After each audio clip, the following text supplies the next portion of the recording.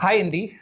Welcome to Netcore and Netcore for Startups. So I'm Nanda, representing the Netcore for Startups. So today we have Indy with us from the D2C Networks community. So Netcore for Startups, at Netcore for Startups, we have an initiative called Profit Growth, where we bring together founders who are focusing towards profitability from the day one. So today, while we're working with multiple partners, we have Indy, who specifically focuses towards working a lot with the founders that have a profitability mindset from the day one. So I'd like Indy, who's also part of a Profit Growth community, to share a bit about D2C networks and how the community is helping the startup ecosystem. Hi, Nanda. Thanks for calling me here. So I run this community called D2C Networks, which is dedicated towards D2C brands only. And I have been working with all the D2C brands since my entire life and figure out there are multiple challenges that D2C brands are facing in India. As India is growing from old traditional retail towards this D2C mindset, and people are buying, and this mindset is spreading towards tier 1 city to tier 2, tier 3 cities, the Indian made in India is also growing. By figuring it out, I have seen a lot of challenges has been faced by multiple D2C brand. We D2C networks help D2C brands in all the stages where they face challenges, whether they are going to start their manufacturing setup or for their products, or they are looking for a right marketing agency, or they want to expand it to international markets. We are there for them. We have a huge ecosystem of manufacturers. We have a huge ecosystem of verified marketing agencies with whom we have worked, with whom we have checked they are providing the right services to people, and those are the agencies we know which one is best for which services. Like for performance marketing, which agency is best. So by building this close and a very strong community, we are trying to take D2C brand another level and represent it to rest of the world. Amazing. Actually, it's interesting to see while we've worked with multiple partners within the Profit Growth and Netcore for Startups, we've had multiple partners who have expertise in the digital, and things around marketing automation or some of the digital aspects of the D2C brands. But I think it's quite rare we come across communities that supports the manufacturing and other areas, where ideally the D2C founders or the startups face challenges. It's good to see that, there are communities within the ecosystem that is enabling startups and supporting them across the stages. You also mentioned that the community actually have a lot of focus towards working with founders and the startups that are focused heavily towards the profit, versus there are multiple brands that are actually focusing heavily on probably building a brand or maybe fixing other things that are required or not required. So, and given within Netcore, we actually given Netcore is a profitable venture, we love working with the startups that are profitable. So we'd like you to share quickly how the startups that have a DNA of profit making are different than probably startups that are other way around, and maybe what are some of your learnings of working with these startups, and what is your inputs on probably startups that are looking to pivot towards profitability? Yes. So I really appreciate Profit Growth as a initiative that Netcore has taken, because I have a similar mindset of either not doing the business or doing business with profit. If you're not making profit, then I don't think so you are doing business. That's the only way to calculate that you are doing successful business, is that you're making money. Otherwise, why you're even doing it if you are making losses? Our community D2C network is full of such individuals and founders who have that mindset, because the time has changed. People and investors also, they have realized that if they all need a right brand who's actually wanna build a brand, who actually take this legacy towards another generations. and the community is actually supporting those people only who have the mindset of making money from their D2C brand.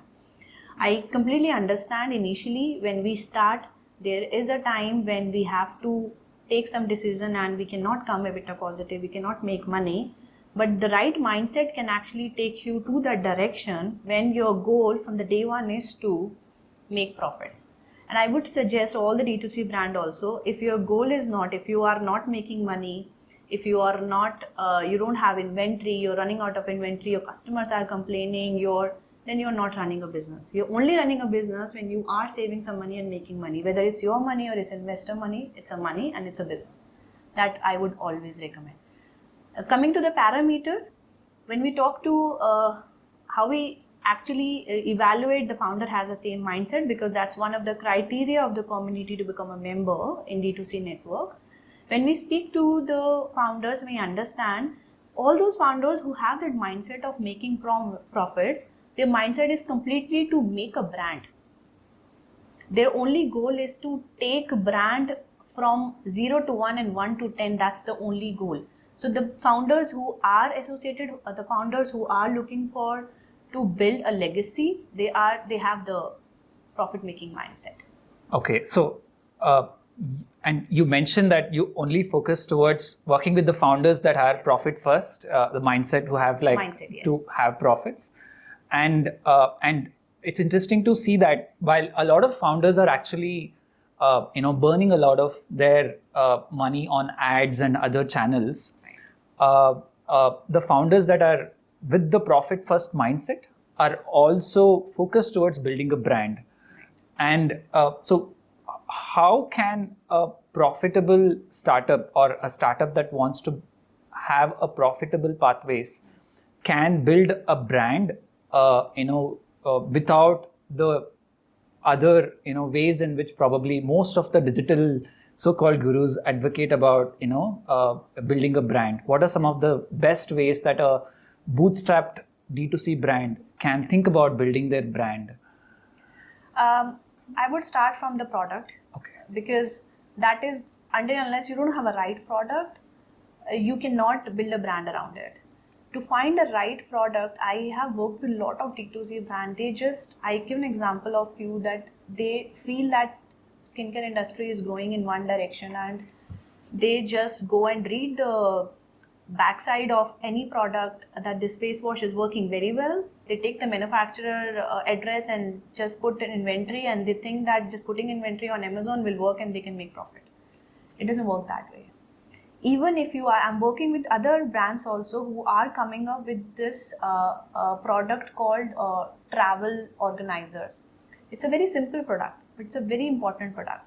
It's been 3 months, the founders are doing research before they're launching, before even they are producing the product, they are doing research on the mindset of the people. Do they even need that product? What is the requirement? What is the pain point? Even on the puller of the zipper of the organizer bag, they're working what kind of puller a person who is a fashion girl and a person who is a professional woman want what kind of puller. So that kind of research they have done. So I would start from the product development stage. Your product should be so strong.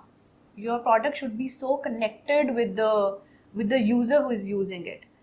By just looking at one industry, picking up a product and putting it on Amazon or putting it on Shopify cannot help you. The first stage is understand your product and your audience who's gonna buy that product. Second is, nowadays people buy from community. Build community around your brand.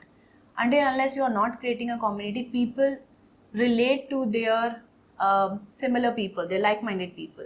So whatever your product is, even you are selling healthy snacks, you're selling fashion, or you're selling anything, create a community. Create a community on different social media. Give something to the community, whether in form of information, offers, or anything that can be beneficial for them to be a part of the community. Third, before you go to any platform and before you pick up any platform to sell, first understand, have you figured out or cracked the platform that you are currently working upon? Rather than going on 10 platforms and you don't have inventory, you're running behind inventory, your customers are complaining, this is a very wrong technique. Figure out the right platforms, understand the platform, which kind of audience is going over there. Amazon must have a different kind of audience, they have a different mindset. If someone is coming from your website, they have a different mindset. And the fourth and very important thing, there are a lot of brand gurus, they must have suggested, but this is something, these are the point which I am saying because I have built and run multiple D2C brands. So the fourth point is, whenever your customer is coming from any of the references. So for an example, if Nanda will refer me something, I will surely take it. So it's not about bringing the customer on your website by running performance ad. Try another strategy of bringing the customer before they come to your website, they have a mindset of buying it. And if they're coming from a website where another website is talking a lot about you, another influencer is talking a lot about you, before you come to your website, they'll have a mindset the product is amazing. So rather than there is not only one way to you burning continuously on performance marketing or just running ad or remarketing, this is okay, this is fine, you should do that. Along with that, create content and bring people to your website from the right sources. So before the customer enter your website, they have a mindset that this product is amazing because my influencer, somebody I'm following to, that guy is recommending me this. So this is a way to build a brand. Amazing. I think I've also recently come across stats where we take purchase decisions, and again this will be different for different industries. I think we come across at least 20 to 30 touch points even before making that purchase decision. So I'm sure it might be different for different brands within the D2C ecosystem. When it comes to building this trust, you mentioned about having a community which can advocate about your products. And I've also come across a scenario where it's again a startup that's based in Kerala. Today they have launched an mobile application, but even before they launched an application, they have a very strong student community. And the moment they launched the application, now they have about 3,000, 4,000 members strong community. Not a lot of brands focus in the early days. And while there is definitely a lot of probably burn across these ad channels, it's definitely some of the strategies that can be tried and tried to start to build that trust, to enable the brands to actually make the purchase decisions. So within this 0 to 1 journey, I think you've already brought up some of the mistakes that maybe the founders may go through, right? And especially for a founders, let's say, who's not coming from a cosmetics or a skincare background. And if someone who's a first-time founder who wants to venture into this, right? And within this 0 to 1 journeys, probably across the channel mix that they want to nail, or or selecting the right partners, what are some of the challenges or common mistakes that these founders make in the initial days that can be avoided? Okay, so as you mentioned, cosmetic and skincare industry, it's on the other side, it's growing like anything. People are moving towards, women is actually applying 10 layers of skincare before sleeping, and men also moving towards skincare, and they are buying products as well. But the market is also very competitive. Still, we have a space to grow. Now, on the product side, I worked with almost everybody in the cosmetic and skincare, because my previous company was into raw material manufacturing for the skincare. So I got an opportunity to work with multiple D2C skincare or cosmetic brands, and with the manufacturers as well who are building or manufacturing for these skincare brands. So most of the brands, I start from the beginning. So they just pick up the product, see the manufacturer, they go and start talk to 1 or 2 manufacturers. Now let me make you understand this whole process of building one skincare product. Before you manufacture, before you start the process, you need to understand the product has a expiry date. So whatever you are making today, it's going to expire in 24 months, right? By saying this, you need to understand the moment inventory will hit your warehouses, you have that stopwatch in your head that this is gonna end, this is gonna expire. And after 1 year, people will start saying it to you, gonna expire in 1 year, and you may not be able to distribute the product. Now, when you go to the manufacturer, you need to understand this. Again, this product has a formulation. So any skincare or a cosmetic product, they have three things: a formulation, raw material, and manufacturing of the product. You need to understand that your raw material, you have to choose a very correct raw material, which is not there. I give a very good example. There are few brands are coming in. I won't take a name of the brand. Within 6 months, a very good companies have invested in them because they pick up a very right raw material, a very right raw material which actually solving one of your skin problem, right? And then the formulation you need to understand. You need to understand the challenge of the manufacturer also. So let's suppose if you are a manufacturer, you are doing manufacturing for a lot of big skincare brands. Those skincare brands are actually giving you 1 lakh quantity per month, and you have a R&D team who has a pain of you are paying to the R&D team who are doing day and night research on the products that those established skincare brands are coming up with in next few months. Now you as a startup, you see your skincare is growing, you're just going over there and speaking to a manufacturer. Within 10 minutes, manufacturer will understand you don't have any idea about the product. You just seen the product, you just seen the industry, you're coming up with this thing that you want to make a brand because you don't understand raw material, you don't understand manufacturing. So first thing you need to understand, manufacturer has a R&D team who they are working with, they are paying to, and those R&D teams are working for other brands. So you need to figure out right manufacturers who are ready to do the R&D for you. For that, you have to meet multiple manufacturers. You have to go over there. Before you go, do your homework, understand what you want to manufacture. I met so many D2C brands. They want to make something on, like, let's suppose they want to make aloe vera range of skincare. Once they go to the manufacturer say something else and then say, no, we don't want to make aloe vera skincare brand, we want to make coffee skincare brand. When they go to a packaging person says something else and they say, no, now we want to make something else. So you have to be very clear that what raw material, what is your positioning. You have to do the homework before you hit the manufacturer. Now the third point, you need to understand every manufacturer has a facilities which suits their requirements. So if I'm a manufacturer, I have a big vessels to blend the product. And if a startup comes to me and say blend 100 kgs for me and I have a vessel of 1000 kgs, I cannot do that. Even if I do it, the product will not be able to blend properly. And once we put it into the final packaging and it will go to your customer, it will create bubbles or it will change the texture. So it will not help you to solve the purpose. So you have to figure it out, the right manufacturer. You have to ask what facilities they have. You have to be clear with your raw material and you have to be clear with your packaging, and then find manufacturer who has a right R&D team.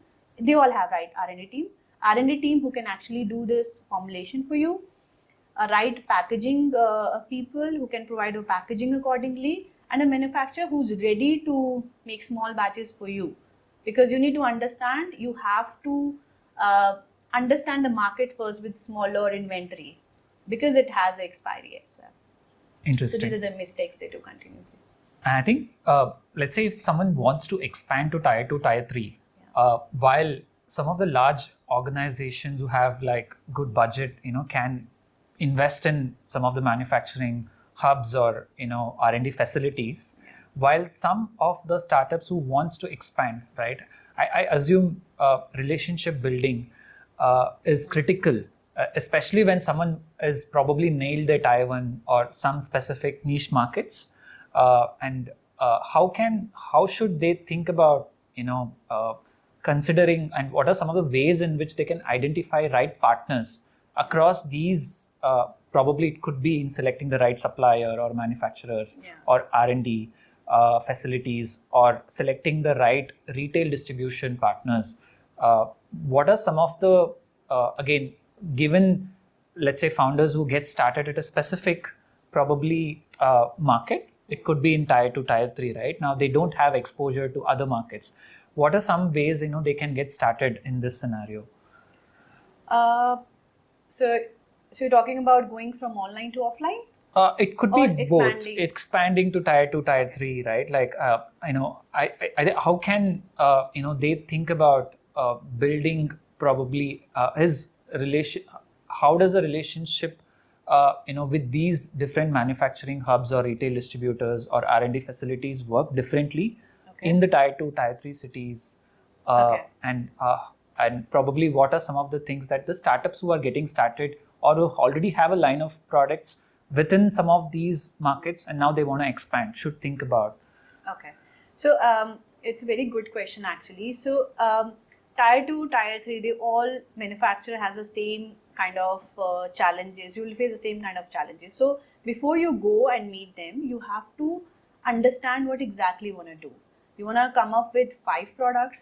You want to come up with a range of series, and how do you want to do that? What would be the raw material? So everything, a blueprint should be there before you hit the any manufacturer.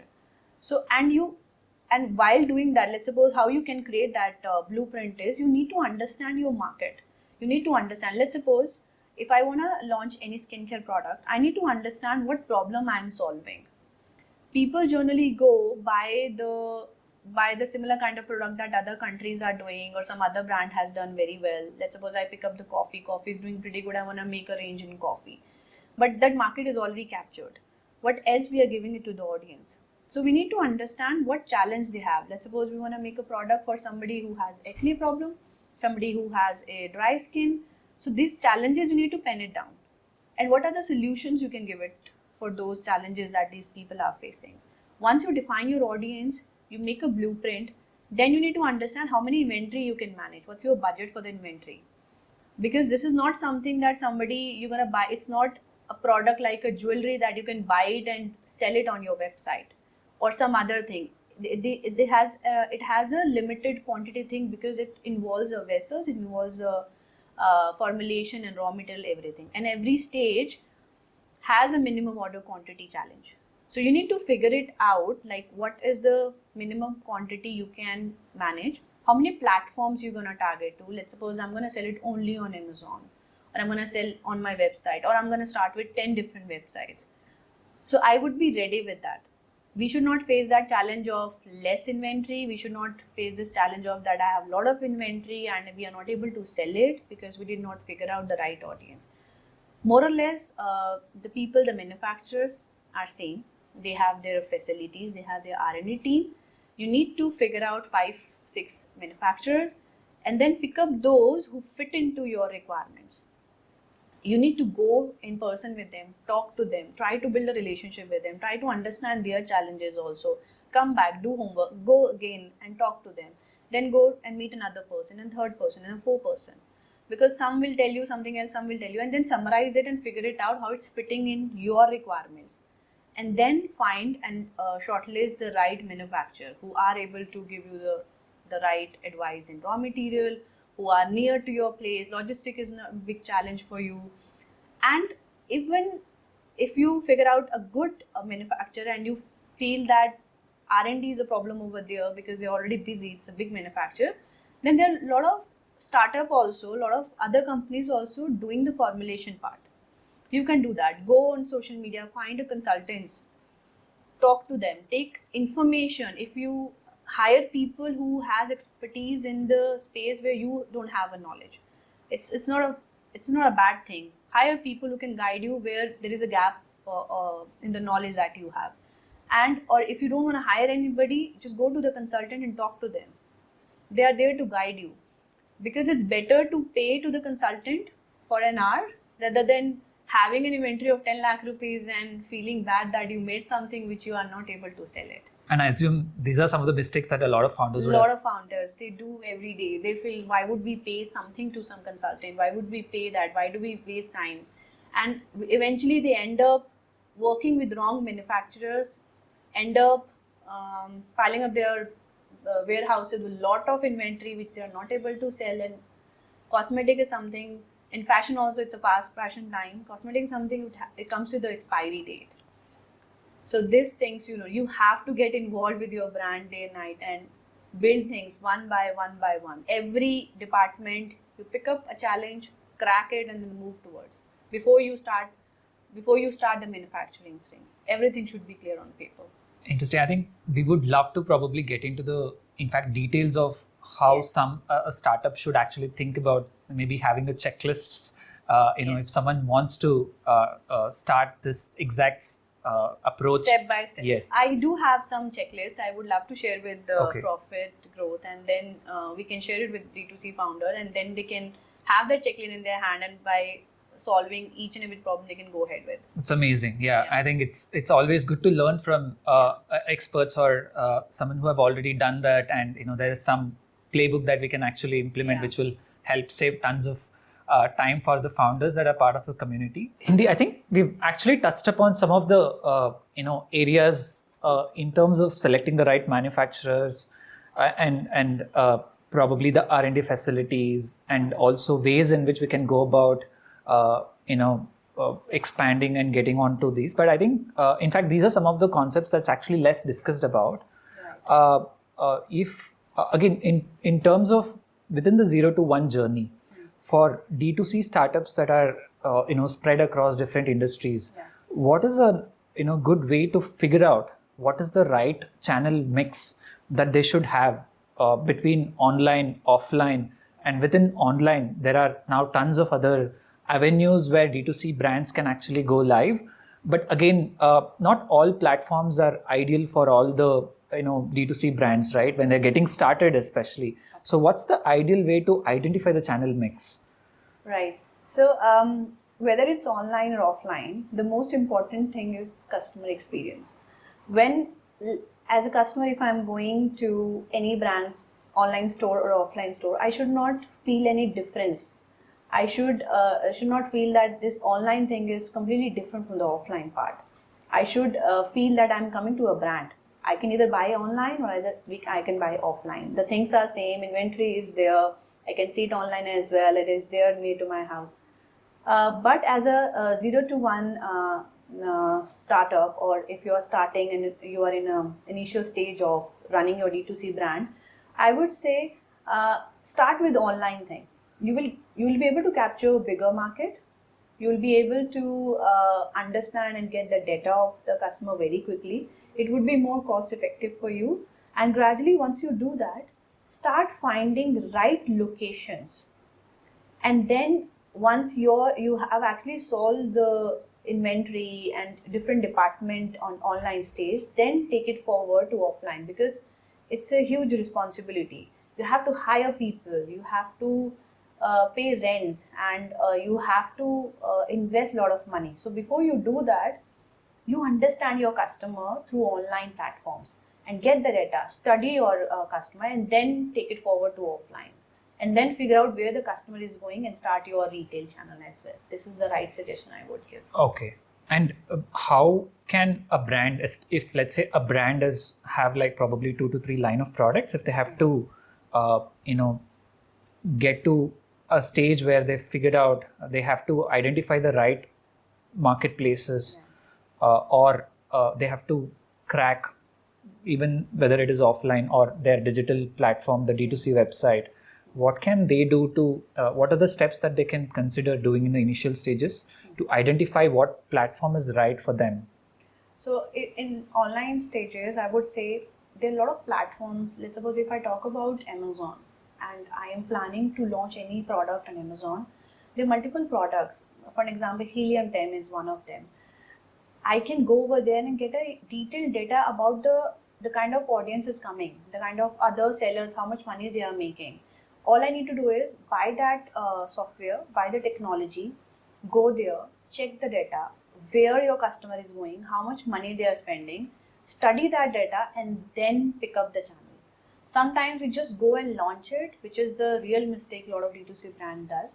They just go and launch the product. They don't study that even the customer is going over there or not. Sure. They should do that, and technology is so good that you will find tool and research tool for all the platforms. You just need to go and spend hours over there to understand. Before you burn your money and lose your money, spend your time and understand your audience. Once you crack that thing, whether it's Amazon, your Shopify, or an offline location, you will be able to sell your product. Interesting. Sure. I think, in fact, this is another area where within the Profit Growth Initiative, we would like to work with some of the founders to see how we can help them achieve some of these fill in the gaps that they might have in this entire process of figuring out the right platforms and also cracking the platforms. Exactly. Thank you, Indy, actually for sharing some of the inputs in a very probably like a layman terms for some of the startups that we're working with. I think looking forward to work with D2C Networks very closely, and it's amazing to see how D2C Networks is enabling some of these founders who are, I would say, at a grassroots level, creating an impact, but probably are not in the limelight today. I'm sure like some of these startups will eventually turn out to be big in next 5-10 years, and D2C Networks would have played a key role in enabling these startups and founders. We would definitely love to work from Netcore for startups, work with the D2C Networks team to continue to support the startups that are going to be part of the journey. Sure, lovely coming over there. This initiative is very good, and I would really recommend people and D2C brand to go explore and follow Profit Growth as well, so that they can get insight on regular basis about the D2C industry. Awesome. Thank you. Thanks, you so much.